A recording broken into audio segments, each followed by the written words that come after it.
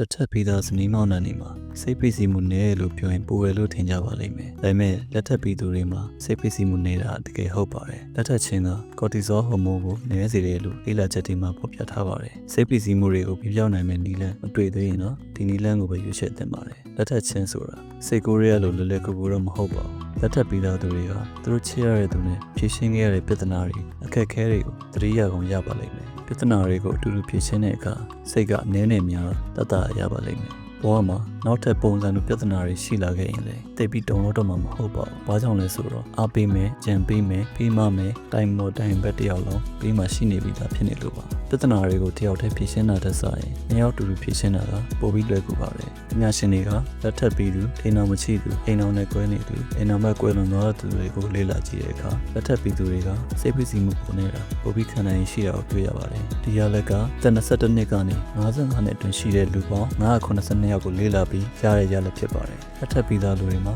ကော်တီဇောဟော်မုန်းပုံနေတာကိုတွေ့ရပါတယ်။ကော်တီဇောဟော်မုန်းဆိုတာစိတ်ဖိစီးမှုတွေဖြစ်စေတဲ့ဟော်မုန်းကိုဆိုလိုတာပါ။အဲဒါကြောင့်တယောက်တည်းသမားတွေတဲ့လက်ထပ်ပြီးသူတွေကပိုပျော်ရွှင်ပြီးစိတ်ဖိစီးမှုပုံနေပါတယ်။